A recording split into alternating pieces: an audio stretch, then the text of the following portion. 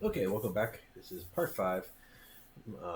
More, a little bit more into how the game works and how the campaign, how the sessions may run out a little bit. So this is kind of a little bit more backgroundy, and just to give you an idea of what's going on. So Journal Seven is Chapter Seven is entitled "Working the Case." That kind of gives you an overview of both the Rep Detect unit, the Replicant Detection Unit, which is the division of the LA police force that Blade Runners are employed by, and kind of their place within the structure of the LA police force, as well as some resources that are available to you as a player character that you can use during the game.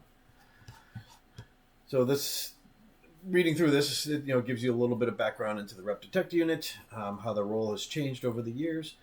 In fact, originally the Rep Detect unit was tasked with essentially hunting down and retiring Nexus 6 replicants, which was kind of the plot of the original Blade Runner movie. And then, but over the years, things have changed, and I'll talk about the timeline in a briefly in a further video. So, but now replicants are actually part of the Rep Detect unit as well as other facets of society, and the new generation of replicants have been designed theoretically to be more pliable, supplicant, and be more controllable, especially by Wallace Corp, who is the producers and of the Nexus 9 replicants. So you'll be working out of the RDU headquarters, which is part of the LAPD building. It's one of the larger buildings and larger facades in Los Angeles. It is dwarfed by the Wallace Corp headquarters, but it is funded largely through UN efforts, which is the kind of the global governing body of the world at the moment, and it is almost entirely funded by Wallace Corporation directly. So RDU, you have a couple different divisions. You have criminal investigation, which is kind of what you are, special forces, forensic scientists, administrations, et cetera, et cetera, et cetera. So with Wallace Corp being the manufacturer of the Nexus 9 replicants, they do have potential resources that you can tap into. They have a records library. You need to be able to know the specific signature of a replicant that you're looking for data on. You need to make a request for it. They also have the memory labs. One of the things that is unique about the Nexus 9 replicants is they all have built-in memories, and they don't use real memories, and so they have memory labs that will generate a set of false memories for the Nexus 9 replicants. And so, the Memory Vault also is a resource, and the Memory Vault will store the original implanted memories of all the Nexus 9 replicants. So just be aware that means they have the memories as they are implanted on the day that the replicant is commissioned, I would say, but it does not include real life events and events in the life of the replicant since its inception date. LAPD also has a number of resources that you can take and do. Sometimes you'll have to make an official request. Sometimes that's a contact role. Sometimes that's spending promotion points. And so there is a whole pile of stuff that you can use to request things. So I'm not going to go through all these. Some of it is access to information. Some of it's data, other equipment, autopsies, all that. Anything that you can think of that might help and assist with an investigation. Kind of think of like CSI or like police procedural shows. You'll have some people out working the street. talking to informants and witnesses and victims, but you also have people like digging through records and going to the mortuary to look at bodies and read autopsy reports and things like that. You can also potentially have external assets. So these would be informants, a connection, something outside of the police force that you can gain information or assistance from. So and that gives a couple examples. There's also reputation, which is essentially your reputation. Reputation is kind of built through promotions and distinctions. Promotion points are earned for technical success in closing cases and achievements during the line of duty.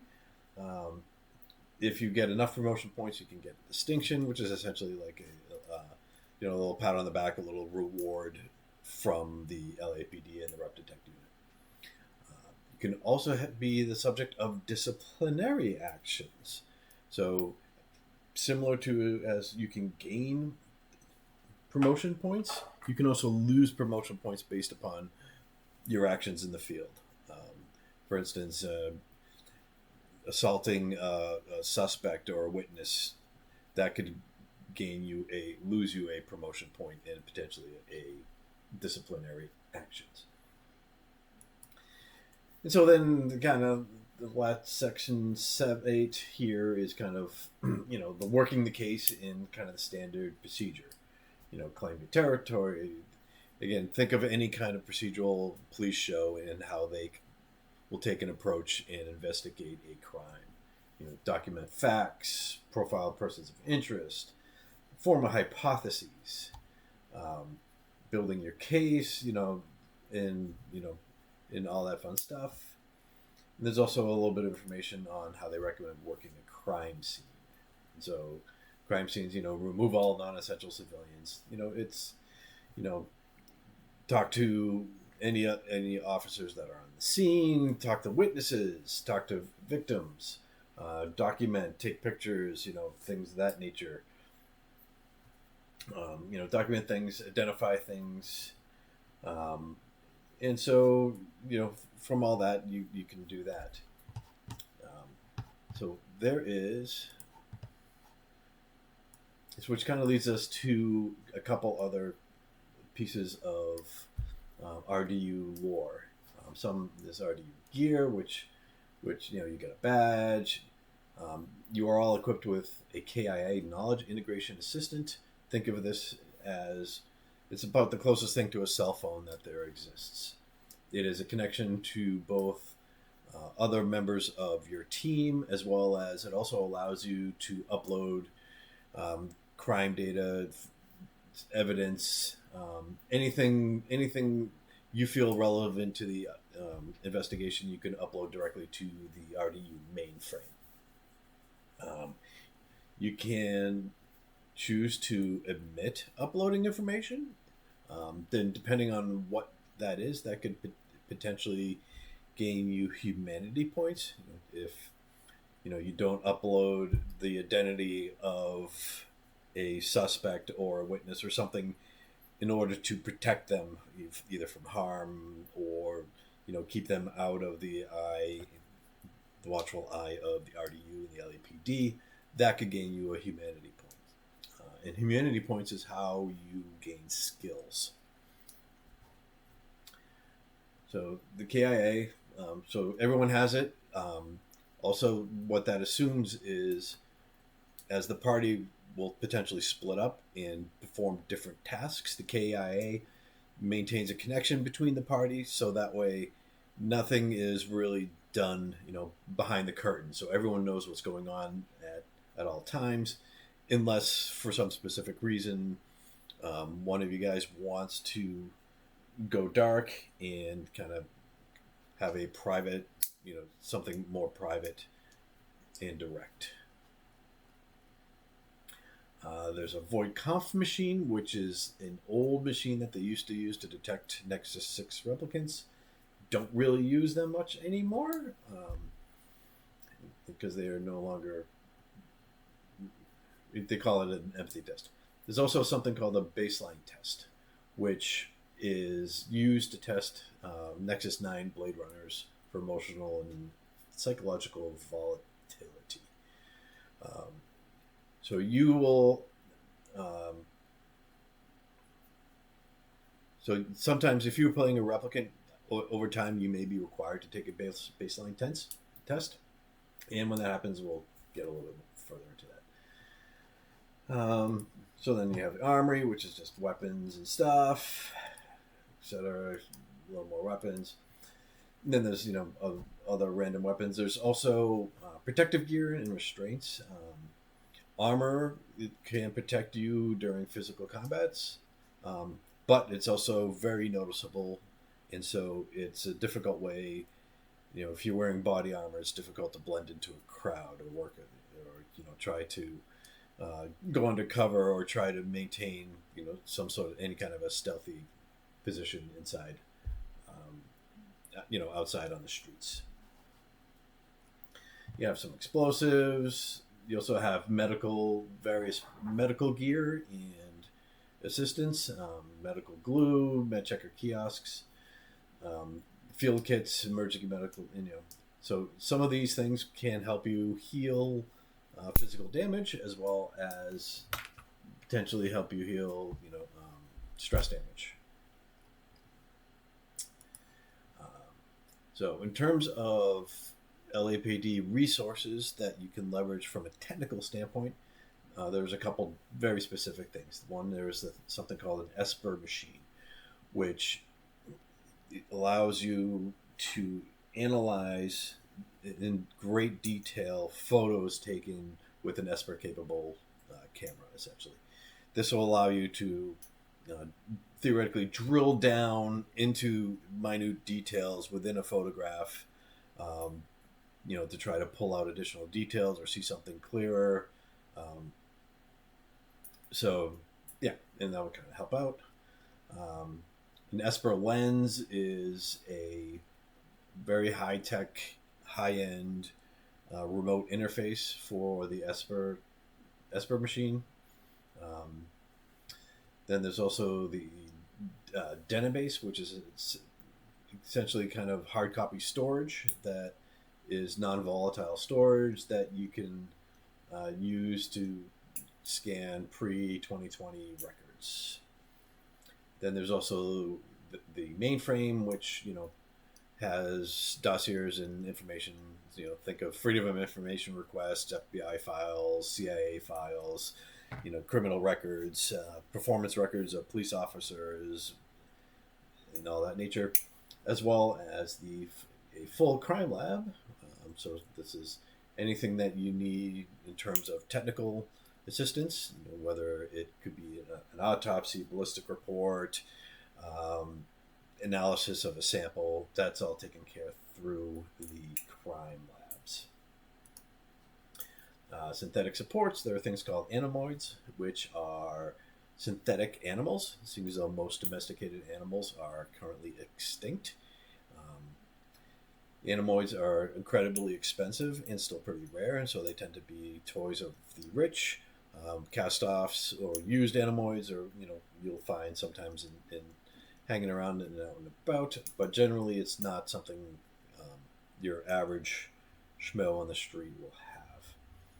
There's also synthetic augmentations. You can get new eyes, ears, limbs, anything you can think of. It tends to be fairly expensive.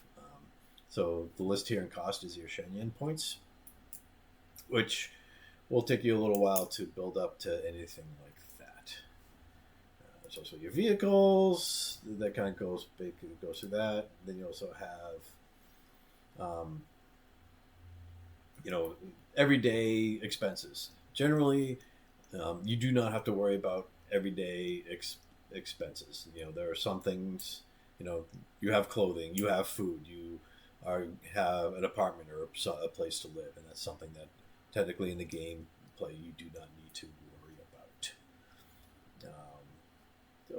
But if you want something kind of above and beyond, then you may need to make a connections roll or to spend a little Shenyan points, and you can get almost practically anything that you like. So then again, there's like different shopping districts, fast food, things like that, doctors, and so that's kind of all listed in these couple of sections.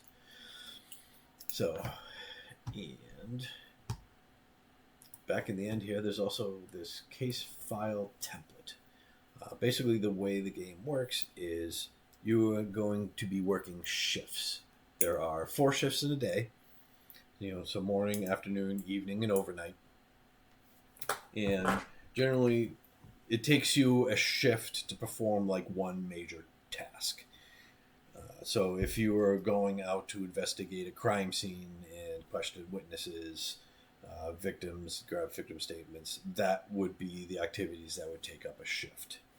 Because that includes time that it takes, to move to that location, gather the information, and et cetera, et cetera, et cetera. Similarly, if you were at the LAPD headquarters and you wanted to, use the mainframe to do some searching, go to the crime lab and talk to the crime lab guys, that is essentially a shift. If you wanted to get some medical attention, that could be a shift also. And generally, after a number of shifts, you need to take what is called downtime. So for whenever you take 3 shifts, you're required to take 1 shift of downtime. If you do not take a shift of downtime, you push it. Every additional shift you take before you take downtime, you will take a stress point. And so if you feel like, under pressure, you need to push something, you can, but eventually that will lead to a stress break. And so there's also a case note section.